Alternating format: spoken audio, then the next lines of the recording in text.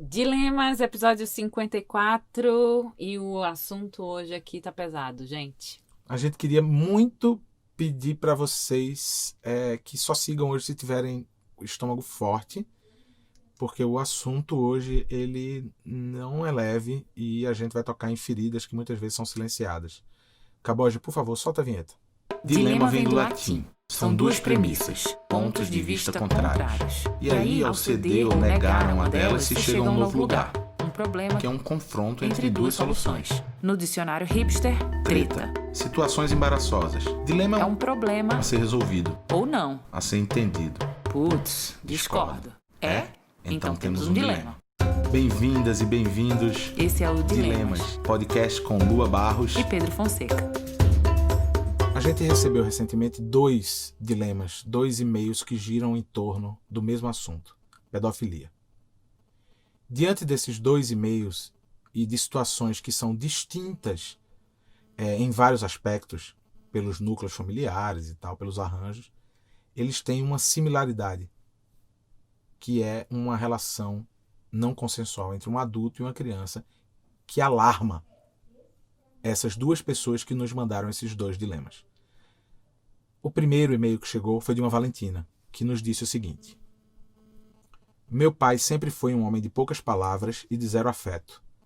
Porém, era muito respeitado na família e na comunidade religiosa. Até que, quando eu tinha uns 18 anos, houve um escândalo. Uma tia expôs um vídeo gravado por ela, do meu pai e ela própria transando ou algo do tipo. Eu não sei detalhes porque nunca vi o vídeo, só ouvi dizer. Acontece que, junto com isso, minha tia revelou várias coisas sobre meu pai, dentre elas que ele abusou sexualmente de algumas primas, que até hoje não sei se confirmaram ou não a acusação. Ela disse que tinha certeza de que eu havia saído de casa pelo mesmo motivo. Na época eu tinha ido morar sozinha por causa da relação conflituosa que tinha com minha mãe. E é aí que entra a grande questão da minha vida. Esse escândalo todo desbloqueou memórias que eu tinha apenas como um borrão e pensava até que poderia ter sonhado. Sim, meu pai abusou sexualmente de mim. Hoje eu tenho uma Valentininha de 3 anos, meus irmãos também têm, cada um, uma pequena Valentina, uma de 1 e outra de 5 anos. Um dia desses, depois de um domingo em família na casa dos meus pais, meu pai mandou uma foto no grupo da família e na sequência apagou. Era uma foto da minha filha e sobrinha na cama assistindo a TV, só que minha filha estava com o vestidinho erguido. Na hora eu peguei o que era aquilo. Ele ergueu o vestido e tirou a foto para usar depois como fetiche. Pode ser coisa da minha cabeça? Pode, mas também pode não ser. A pandemia me ajudou com o afastamento. Depois de brigar com todos eles porque não estavam cumprindo o isolamento social, rompi e fiquei bem mais leve. E estou num processo delicado de cura emocional. Eu preciso desse afastamento para decidir como lidar com essa família que eu tenho, mas cedo ou tarde vou ter que encará-los, e acho difícil eu conseguir continuar vivendo essa farsa de família perfeita. Não sei como vai ser depois da pandemia. Minha vontade era colocar a boca no trombone, falar tudo que sei sobre esse homem, mandar meus irmãos tomarem cuidado com as filhas, pichar no muro da casa dos meus pais, abre aspas, cuidado, aqui mora um pedófilo, fecha aspas. Mas na real, não sei quanto isso me custaria. No final das contas, acho que eles fariam comigo o mesmo que fizeram com as minhas tias. Sinceramente, eu não sei como concluir esse e-mail, só quero agradecer. Fiquem bem, continuem em casa e não se esqueçam que tudo isso vai passar e logo todos nós vamos poder nos abraçar. Até lá, um abraço virtual a vocês, aos seus pequenos e a toda a família. O segundo e-mail diz assim: sou avó paterna de um menino de 4 anos que os pais estão separados. Ele fica comigo de 15 em 15 dias e no outro período fica com a mãe. Na casa dessa mãe moram a avó materna e seu marido. Já há algum tempo me preocupa a atitude do avô paterno, que é padrasto da minha ex-nora. Os pais não encaram de frente essa situação, mas mesmo assim abordei esse assunto com meu filho e ele me disse que também tinha a mesma preocupação que eu. E disse que ele e a ex-mulher já haviam visto esse avô assistindo televisão com as mãos nos órgãos genitais da criança e que diante de uma abordagem ele respondeu que nem havia percebido. Meu dilema é: o que posso fazer se não tenho nada concreto em minhas mãos? Devido a essa fase de isolamento social e as escolas não estarem funcionando, essa criança está ficando ainda mais próxima dessa pessoa. Ele é um cara gente boa ao extremo, muito gentil, prestativo, atencioso. Li algumas coisas sobre pedofilia e tudo isso me assusta mais ainda. Tive a oportunidade de ficar com meu neto há poucos dias e ele me disse que a mãe fez uma viagem rápida e que ele tomou banho de banheira com esse avô. Vi como sendo algo totalmente inapropriado e mais preocupante ainda. Percebi, infelizmente, que ele apresentou um comportamento arredio e impaciente, o que não é nem um pouco sua característica habitual, muito pelo contrário. Minha luz no fim do túnel é que a mãe dessa criança escute os dilemas que vocês apresentam e que possa ser um alerta indireto. Eu vou começar de um ponto que para mim ele é matriz nesses 2 e-mails, assim, diante do que é trazido. A gente está falando de adultos lidando de uma forma que alarmou outras pessoas ao redor com crianças. A gente não está falando de 2 crianças brincando de médico, 2 crianças descobrindo prazer, nada disso. Descobrindo sua sexualidade, nada disso. Inclusive, a gente escuta muito uma querida amiga e parceira nossa na Rede Amparo falar sobre isso de uma forma magistral, que é a educadora sexual Julieta Jacobi. Recomendamos fortemente mães, pais, cuidadores que têm questões de observar a descoberta da sexualidade das crianças e não saber como agir, procure a orientação da educadora sexual. Nesse caso, a gente está falando de um outro capítulo. E que, diante desse capítulo que é trazido, que é a pedofilia, as duas percebam que elas trazem preocupações. Um melindre. Um melindre, falando o seguinte. A primeira Valentina, inclusive, fala isso, né? Eu não sei o quanto isso vai me custar. E coloca a família em questão. Essa família. A segunda, a avó paterna, dizendo o seguinte, olha só. Eu já vi essa manifestação ali do outro lado, do marido da avó materna, né? E aí tem esse melindre, de novo, não sei que nome dá isso, mas esse tal cuidado, digamos assim, para não usar melindre, cuidado com essa instituição que elas chamam de família. Eu queria dizer uma coisa para vocês duas, tanto para a avó, que nos mandou esse e-mail, quanto para a primeira Valentina. Não é possível sustentar esse nome dessa estrutura como família ou desejar que não haja qualquer tipo de implosão, porque esses são os termos que se usam. Porque, na verdade, não há um conceito de família estabelecido se um adulto abusa de uma criança. Então, primeira coisa, se vocês seguirem adiante com a abordagem efetiva com esses personagens que estão envolvidos nessa história, saibam que vocês não vão estar destruindo nada. Vocês vão estar pisando em ruínas depois de uma guerra, que é a vida de uma criança sendo abusada por um adulto. Então, se é cuidado que vocês têm por conta das relações familiares, ou se há melindres nessa história, por favor, esqueçam isso. Não há estrutura familiar possível se um adulto que convive com a criança abusa dela sexualmente. Não há convívio familiar possível. Primeiro ponto que eu queria trazer era isso, porque isso está me engasgando aqui. É muito maluco, né, Peu? Como a gente se enreda nisso que é a percepção sobre família. É tão sedimentado na nossa cabeça que a família é o pai, a mãe, a avó, o neto, o sobrinho, o filho, que quando sai um elemento, quando um elemento dessa estrutura ele não funciona ali, parece que eu perco o meu rumo. Sendo que, ao sofrer um abuso por parte de um adulto, que é uma pessoa de confiança, que é uma pessoa da família, eu já me perco dentro de mim. Para sempre, muitas vezes. Eu carrego essa marca para sempre. Então, assim, é muito importante isso que você está trazendo, porque a gente se reconstrói do que são essas pessoas que a gente escolhe para ser nossas famílias. Eu penso no tempo. Mas de um abuso sustentado pelas pessoas que deveriam cuidar, é muito mais difícil de você sarar. Eu penso no tempo. O tempo que essas crianças têm para se recuperar da história até aqui. Essa história precisa ser interrompida.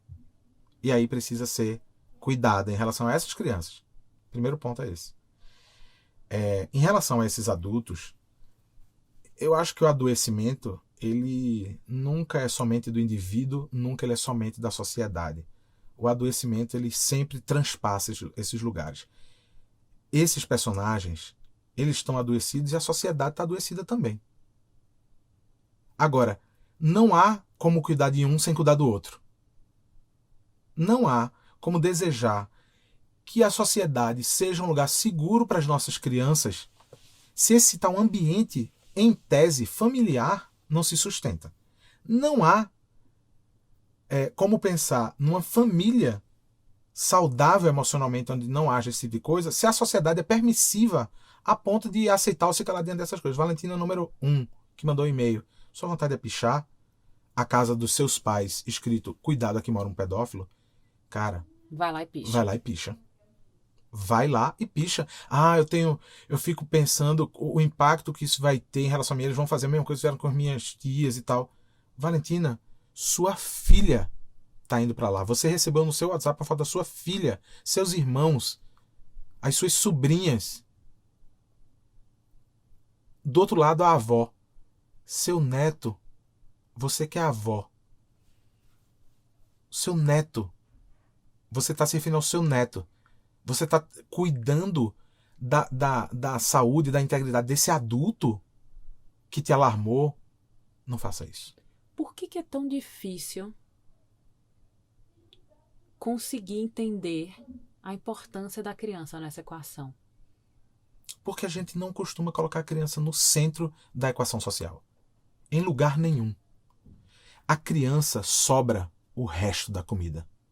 A criança sobra esse parquinho acabado, feito de metal pelos ditadores na década de 60. Feito de metal, sabe por quê? Porque em boa parte do Brasil, quando o sol esquentava, era impossível usar na hora que queriam. Tinha que usar na hora que esfriasse aquele metal. É no campo estético, ético, moral. A criança não é colocada no centro, amor. Eu lembro uma vez aqui em Brasília, quando a gente fez um evento. E teve uma mãe que disse assim, cara, tinha uma mãe que estava participando com a gente desse evento e eu estava com ela, dialogando, era em forma de entrevista e as outras pessoas participavam. E teve uma mãe que levantou isso, disse assim, cara, no evento que vieram tantos pais e mães e cuidadores aqui, quem sabe na próxima edição a gente não pensa num jeito das crianças estarem aqui no centro para que a gente não tenha que ficar brincando com elas na periferia do evento. E aquilo para mim foi uma bomba. É sempre assim, né? É simbólico. Aquilo pra mim foi tão simbólico. Eu disse, caramba, essa mãe tá coberta de razão. Como é que a gente faz pra colocar as crianças no centro? E no centro, não como a força dominante que vai, sabe? Não é isso, é do cuidado. Não é do... E do cuidado partilhado, né? Porque uma vez que tem uma criança no centro onde tem adultos, todo mundo se responsabiliza por essa criança. Mais gente tá ali, ó, vendo a coisa acontecer. Sabe? Eu fico muito me perguntando isso, assim, por que que os adultos, por que que esse pai é colocado em primeiro lugar, por que que esse avô-drasto, né, sei nem se tem essa palavra, esse marido dessa avó materna é colocado antes dessa criança que eventualmente pode estar sofrendo algum tipo de abuso. Eu não consigo entender, porque a minha vontade e meu medo que isso aconteça com um dos meus filhos é tão grande que diante de qualquer mínima possibilidade, eu acho que eu viraria uma leoa. E é engraçado porque eu sou uma pessoa muito distraída, né? E eu sei que isso é muito difícil para Peu, que é muito atento. E eu nunca, eu faço parte de uma estatística muito privilegiada de mulheres que nunca sofreu nenhum tipo de abuso. Eu não tenho nenhum tipo de memória nesse tipo, assim. Eu tenho uma memória, terceiro ano colegial, já ali 17 anos, de uns professores meio mala, que paquerava, que olhava, que passava a mão no cabelo, sabe esse tipo de coisa? Que era, sim, inapropriado, mas não era mais uma criancinha, exatamente. Eram os jovens, né? E nunca passava disso. Comigo nunca passou disso. Ainda que seja inconveniente, né? Enfim. Mas eu nunca tinha pensado nesse assunto. E eu tenho pensado muito nesse assunto, olhando para as minhas filhas, principalmente, entendendo que isso acontece com os meninos também, mas olhando muito para a Irene e Tereza e uma sensação, amor, que é assim, ufa, mais um ano que elas passaram sem isso. mais um ano da vida delas que elas não têm isso. Então, Irene tem 8, Teresa tem 6. E eu me vi contando o tempo dessa forma. E isso é muito assustador. É devastador. Você não consegue imaginar o que tem vindo pra mim nesse sentido, sabe? É muito triste eu ficar fazendo esse cálculo. Menos um ano que a minha filha não sofreu nenhum tipo de abuso.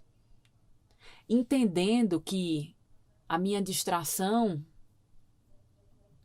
eu preciso cuidar dela, porque eu preciso me manter alerta em situações onde eu não acho que eu preciso me manter alerta, porque a gente não sabe de onde vem isso, mas sabendo que isso pode acontecer e eu não ver. E aí, o que eu preciso fazer? Onde é que a minha distração, eu acho que é um problema nesse caso? É que eu preciso estar atenta aos sinais que as crianças eventualmente podem me dar se um negócio desse acontecer. Né? Então, essa avó traz que o neto mudou o comportamento. As crianças, elas mudam seu comportamento quando elas estão se sentindo ameaçadas. Porque elas podem não saber o que é que está acontecendo, mas elas percebem que aquilo é errado, que aquilo é invasivo, que aquilo não é certo. Então, as crianças, elas mudam seu comportamento. Elas ficam mais agressivas, sim, ou elas ficam muitíssimo retraídas, ficam evitando mostrar o corpo, podem voltar a fazer xixi na cama, ficam muito mais ansiosas, com medos novos. Então, tudo isso são comportamentos que a gente precisa ligar um alerta. A gente precisa estar atento a essas crianças, porque a gente não vai estar com elas o tempo inteiro, né? A gente não vai conseguir... Não é simplesmente a nossa presença que garante que nada disso vai acontecer, porque essas coisas acontecem dentro de casa. Cara, muito esse assunto pra mim, assim, ele tem um campo muito sutil disso que você trouxe, que é um dilema nosso, né? Quando você diz assim, eu sou distraído e Pedro alerta. Porque é isso, se alerta não garante nada, inclusive não alivia dor nenhuma depois, nem os sentimentos de culpa que vem e tal. Mas a minha escolha por ser alerta, eu acho que diz respeito às dores que eu carrego, como criança, como adolescente e até a jovem idade adulta, sabe? E que eu não vou falar sobre isso, mas o que eu digo é, essas dores me fazem ficar muito alerta. Eu não fico alerta só com as meninas. Eu fico alerta com Irene, com Teresa. Fico alerta também hoje com Joaquim. Com João a gente já consegue ter uma conversa preventiva, madura, linda. Conversa sobre sexualidade, tudo bem. E para mim, o que bate nisso é que é muito difícil eu explicar, às vezes para você já deve ter percebido isso, amor. Quando me bate um alerta desse e eu não tenho justificativa nenhuma para defender o meu alerta. Nenhuma. Mas... E também não posso ficar o tempo todo jogando na conta da minha intuição. Que eu sou muito intuitivo. É outro tipo de alerta. É um alerta que me dá dizendo assim, cara, isso me parece um filme que eu já vi. E aí eu imediatamente me dá esse senso de proteção que fala assim para mim, você não precisa esperar suas filhas ou seus filhos darem qualquer sinal. Sim. Então, quando eu ouço 2 dilemas desses que a gente trouxe aqui hoje, de novo, nós não estamos falando de descobertas de sexualidade a partir da perspectiva de crianças, pré-adolescentes ou adolescentes. A gente está falando da perspectiva, no caso, de um adulto que tem idade para ser avô de uma criança e o outro também, que é o pai de uma Valentina, é o próprio pai dela, né? Que nesse caso não tem essa relação pensando o avô, essa distância, mas ela fala assim, é meu pai que fez isso com minhas tias. Ela traz uma coisa que ele sempre fez com ela, cai a ficha dela, diz isso deixou de estar borrado para mim, e sim, eu fui abusada sexualmente pelo meu pai. E ela começa, vamos lembrar que no começo ela traz uma coisa que é essa linha de prevenção que a gente vai construindo. Ela diz assim, meu pai sempre foi um homem de poucas palavras e pouco afeto, o que já diz muito sobre qualquer ser humano. E a outra coisa que ela diz assim, sempre foi muito respeitado na família e na igreja. Você traz as instituições Para um lugar acima do indivíduo, né? que elas não podem ocupar, Valentina. A gente não pode trazer. É. Não pode trazer. A igreja porque é uma construção do imaginário e a família porque é uma construção a partir de identidade, constituição cultural, social, dos afetos que a gente cria. Quando isso é rompido, isso não existe mais. Não pode estar acima do indivíduo. Então, para as duas, amor, honestamente, é isso. Assim, eu fico olhando assim.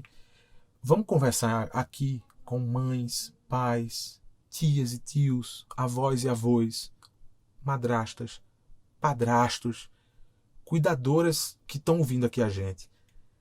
Duas coisas são importantes. A primeira é: você não precisa esperar um sinal de mudança de comportamento da criança. Esse é um ponto. Não precisa esperar por isso para achar que está acontecendo alguma coisa errada. E, derivando dessa, vem a inicial, que é: a gente precisa ter muita consciência sobre o que é esse processo de observar as crianças e as relações que elas têm com adultos ao redor. Você falou da intuição, né? E eu vou trazer junto de intuição o instinto. Porque a gente deixa essas duas forças que a gente traz muito adormecidas. A cidade adormeceu isso dentro da gente. Mas a gente sabe. Veja bem, eu não. Eu respeito tanto minha intuição, amor. Pra tudo, assim. E às vezes cai nesse lugar que é o lugar de... pode ser uma... É isso, pode ir para um campo que é esse campo místico, sabe? Da intuição, dizer assim, não, você não tá vendo nada, não tem nada acontecendo. Mas, cara, a gente precisa respeitar as intuições da gente, elas se manifestam. Elas se manifestam e elas servem para nos deixar alerta. Sim. Né? Porque acho que a gente fica brigando com isso, que são os sinais que a gente vê, que a gente sente, que a gente percebe, que a gente fareja. Então, tudo isso nos coloca à frente do perigo. Né? Então, a gente está vendo. A gente pode fugir. Essa intuição, esse instinto, eles dão pra gente a capacidade de fugir. Se proteger. Fugir, assim, eu vou fugir desse predador, eu vou embora daqui da frente, entendeu? Eu vou pegar minha cria e vou embora. Exato. Só que a gente fica, essa avó, né, que trouxe isso, ela tá angustiada porque ela não tem nada concreto. E eu fico me perguntando, o que de concreto ela quer que aconteça? Isso. É essa espera que eu acho que é desnecessária. O que de concreto ela quer que aconteça? Ela tem o pai e a mãe que viram uma cena, ela tem um relato dessa criança, diz que 100, denuncia. É isso aí. Denuncia, diz que 100, é sério. Denuncia, faz uma denúncia anônima. Sei lá eu, né? Nunca passei por isso. Mas as indicações em toda a leitura que eu faço nesse sentido é: procura a delegacia da criança, faz uma denúncia no Disque 100, né? Diz que não tem prova, mas que tem uma suspeita, que a criança apresentou esse tipo de comportamento. Sabe? A gente precisa ser fiel às nossas percepções, intuições e instintos quando a gente se sente ameaçado. E esse chamado que você falou, de denunciar, nem que seja para que o predador tome um se liga na nuca. É um: tô de olho. Você não sabe quem eu sou, mas eu tô de olho em você. Façam isso sem medo. Sem medo, do que vai acontecer com esse núcleo familiar.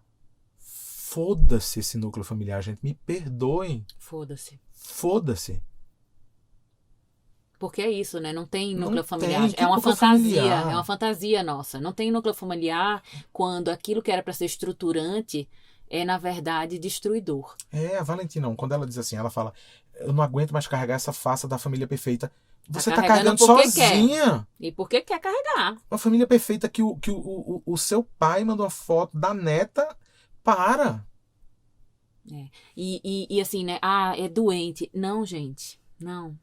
A gente tá adoecido. Nós todos estamos adoecidos como sociedade.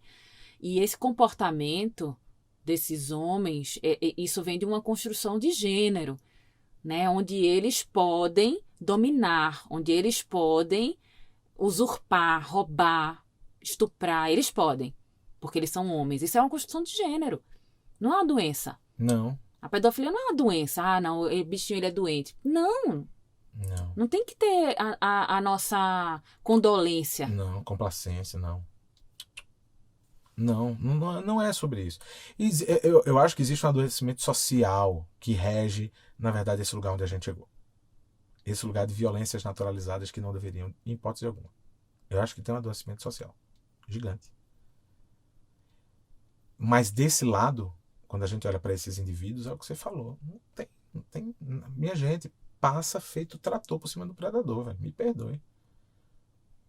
Esse é o lugar que eu, cara, assim. Sabe que quando a gente recebeu o primeiro e-mail, eu comentei com o Lua sobre uns medos muito particulares, assim, em relação aos nossos 4 filhos.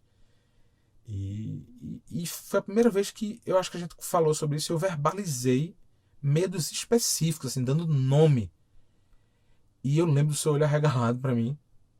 E eu, assim, entende? O meu estado de alerta me leva a me preocupar com isso, com essas pessoas, com esse procedimento, com essa característica, esse comportamento e tal.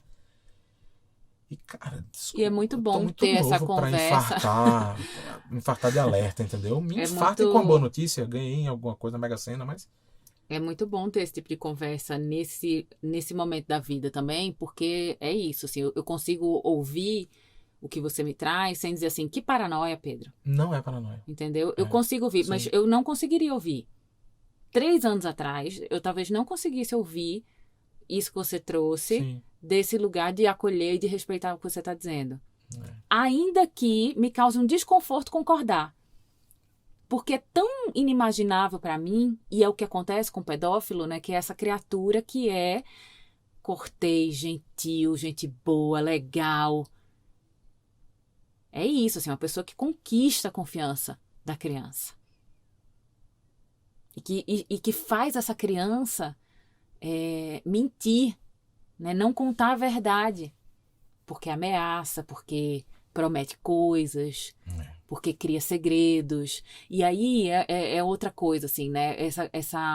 A palavra segredo, ela precisa ser debatida na mesa do café da manhã nas famílias. Assim, a gente não tem segredo. E se a gente não tem segredo, a gente não mente. A gente não mente nem a mentirinha dizendo assim, não, filho, meu celular descarregou a bateria. Não, a gente não mente. Nem que o celular descarregou a bateria, porque eu não quero dar o celular para criança. Assim, Eu não quero eu te não vou te emprestar. dar. Não vou te dar. E você vai chorar e tá tudo bem. Isso aí. Sabe? Porque assim, são pequenas coisas que constroem a comunicação da família. Sim. O que aquela criança se sente segura de comunicar? Isso é uma construção. Isso não é dado. Eu lembro de um dia, amor, que o ex-marido da minha mãe dava muito plantão, né? Minha mãe batalhou até minha adolescência, assim, ela trabalhava demais. Eu lembro de um dia, era uma quarta-feira, em que ele, logo após o almoço, ele me pediu para ligar para minha mãe, ela estava no plantão, não tinha celular na época, então era de fixo para fixo. E ele me disse o texto que eu devia dizer para ela. E o texto que eu devia dizer para ela era: mãe, tá tudo bem aí? Não, eu só tô ligando para te dizer que aqui tá muito bom sem você. Ele me pediu para dizer exatamente essa frase para minha mãe no telefone. Nossa. A criança, o pré-adolescente e o adolescente, por mais discernimento que ele já tenha, ainda ocupa um campo na sociedade de muitíssima vulnerabilidade. E que muitas vezes eles são coagidos, eles são levados a... E é muito maluco pensar nisso e sentir o arrepio na pele que eu estou sentindo. É assim, são coagidos, são levados a pensar que aquilo que eles estão fazendo é certo. Mesmo que algo dentro deles, remexido, queira dizer que não é. Mas eles não têm condições de elaborar o que é que está errado. Porque tem um adulto dizendo que está tudo bem ali do lado. E o adulto é o ponto de referência de uma criança, de um pré-adolescente e de um adolescente. O ponto referencial para ver se ele está andando sobre um trilho ou se ele descarrilhou.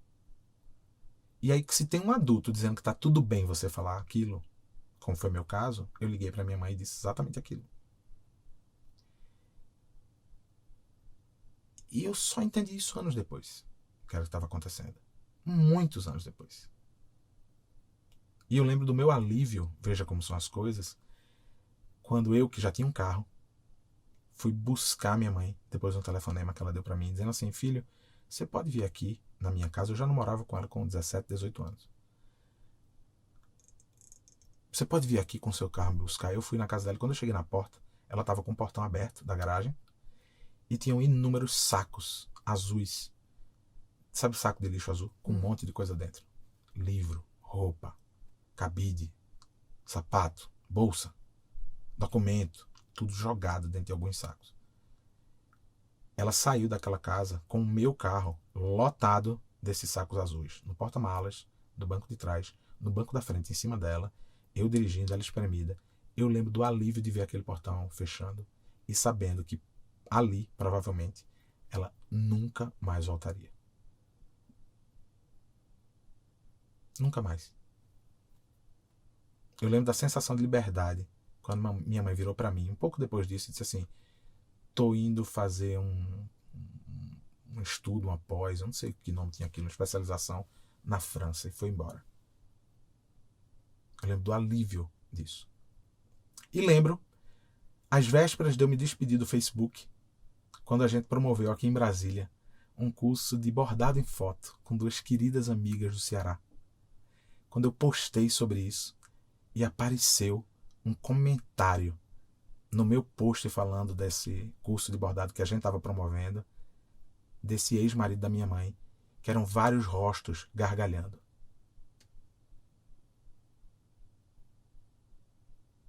Naquele momento eu peguei o telefone, liguei para minha mãe e disse, essa figura reapareceu na sua vida? Ela disse, de vez em quando ele parece que reaparece assim. Eu disse, na minha não vai não. Na minha não vai não. E não vai nunca mais. Eu precisei crescer para elaborar isso. Não deixem que suas crianças precisem crescer para elaborar isso. Não esperem. Não tenham medo de ser paranoicos. De parecer paranoicos para as outras pessoas. Porque talvez o que as pessoas vejam em você como paranoia seja simplesmente você alerta ao que está acontecendo. Valentina, avó, mãe, olhem para essas crianças, coloquem elas no centro, cuidem dessas crianças. E cuidem das outras crianças também, porque quando a gente cuida de uma, a gente nunca cuida só de uma. A gente cuida de quem está para frente e quem está para trás. A gente cura dores de gerações quando a gente decide falar, quando a gente se manifesta contra esse tipo de violência, quando a gente impede esse tipo de buraco na alma das nossas crianças. Denunciem, gritem, fechem o muro, não se calem. Não se calem, não se calem, não se calem, porque isso é muito sério. Isso aí. Aprendam a fazer coquetel Molotov. De verdade. Gente, obrigado.